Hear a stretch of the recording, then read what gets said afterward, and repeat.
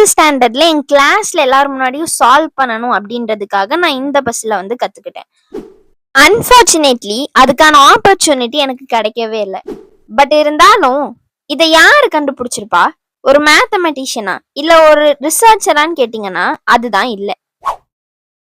இதை கண்டுபிடிச்சது ஹங்கேரியாவை சேர்ந்த ஒரு ஸ்கல்ப்சர் அண்ட் ஆர்கிடெக்ட் ப்ரொஃபஸரான எர்னோ ரூபிக். 1974ல அவரோட ஸ்டூடெண்ட்ஸ்க்கு ஒரு 3D மாடல்ல எப்படி அதோட ஸ்ட்ரக்சரை சேஞ்ச் பண்ணாம மூவ் பண்ணணும் அப்படின்றத சொல்லி கொடுக்கறதுக்காக செஞ்ச ஒரு 3D மாடல் தான் என் கையில இருக்க இந்த பசில். 1980ஸ்ல இது ஐடியல் டாய் கம்பெனி ரூபிக்ஸ் கியூப்னு லைசன்ஸ் பண்றாங்க. குழந்தைங்க பெரியவங்கன்னு எல்லாருக்குமே மார்க்கெட் பண்றாங்க. அண்ட் இது ஒரு பாப் அப் ஐகானாவே மாறுது.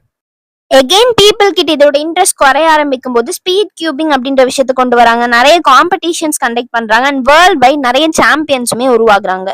மொத்தமா 26 கியூப்ஸ் இருக்கு இந்த ரூபிக்ஸ் கியூபை சால்வ் பண்றதுக்கு.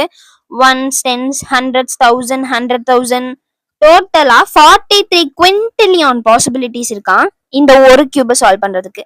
ஆனா எனக்கு இதை சால்வ் பண்ணா மேக்ஸ் நல்லா வரும் தானே சொன்னாங்க. ஜோக்ஸ் அபார்ட், இதுல வந்து லாஜிக்கல் ரீசனிங், அல்காரிதம் பேஸ் பண்ணி ஒர்க் பண்றது அண்ட் இதுக்கு முன்னாடி இருக்க பேட்டர்னை ரெகனைஸ் பண்ணி ஒர்க் பண்றதுன்ற நிறைய ஸ்கில்ஸை வந்து கத்துக்க முடியும்.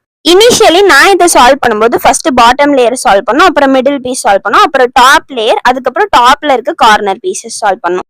So it works on pattern. ஒரே பேட்டர்னை வேணுங்கிற நம்பர் ஆஃப் டைம்ஸ் ரிப்பீட் பண்ணோம்னா நமக்கு வேணுங்கிற கலர் கிடைக்கும். ஒருவேளை இதை ரெக்வயர்ட் நம்பர் ஆஃப் டைம்ஸை விட அதிகமாவோ கம்மியாவோ ரிப்பீட் பண்ணிட்டோம்னா ஒரு அன்டிசைர்ட் அவுட்புட் தான் கிடைக்கும்.